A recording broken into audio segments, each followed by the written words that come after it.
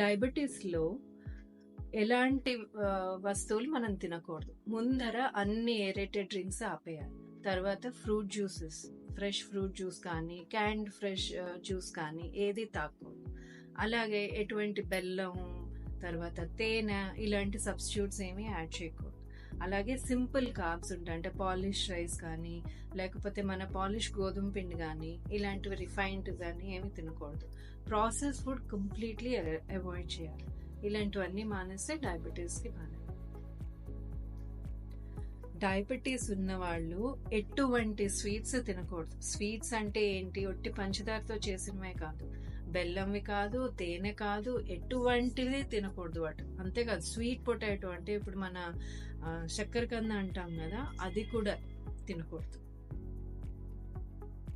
డయాబెటీస్లో చాలా మందికి ఈ ప్రశ్న ఉంటుంది, ఏంటి మనం ఫ్రూట్స్ తినచ్చా? ఫ్రెష్ ఫ్రూట్స్ ఏమైనా తింటే షుగర్స్ వెంటనే మనకి స్పైక్ అవుతాయా అని. స్పైక్ అవుతాయి, కానీ కొన్ని పళ్ళు అది చాలా మంచిది డయాబెటీస్కి, అలాగే ఆరోగ్యానికి మంచిది. ఏంటి? ఒకటి దానిమ్మ, ఇంకోటి పచ్చి జామకాయ, మూడవది బొప్పాస్ పండు. ఈ మూడు కూడా హాయిగా తినచ్చు, కానీ మీరు తినేటప్పుడు ఖాళీ కడుపు మీద తినండి. అంతేగాని బ్రేక్ఫాస్ట్తో కలిపి లేకపోతే భోజనం తర్వాత ఒక డెజర్ట్ లాగా ఏదో స్వీట్ తినాలని అలా అయితే తినకూడదు. యూజువల్గా చాలాసార్లు డయాబెటీస్లో ఏం చెప్తారు అంటే, మనం పచ్చి కూరగాయలు, సాలెడ్స్ అని, స్ప్రౌట్స్ అని ఇలాంటివన్నీ తినచ్చు అని చెప్తారు.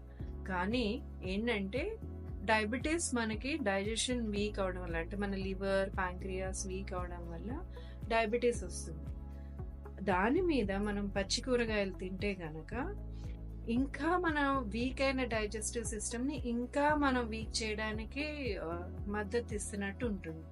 దాని బదులు బాయిల్ చేసిన కూరగాయలు తినడం, దాంతో ఇమ్మీడియట్గా అయితే షుగర్ మనకి స్పైక్ అయినట్టు ఉంటుంది, కానీ అవే మనకి ఆహారం అరుగుదలకి చాలా సుఖంగా ఉంటుంది. అవి తింటే, అందుకే బాయిల్డ్ వెజిటబుల్సే తినడం బెటర్. ఎప్పుడు కూడా పచ్చి కూరగాయలు కానీ, పచ్చి స్ప్రౌట్స్ కానీ ఏమీ తినద్దు.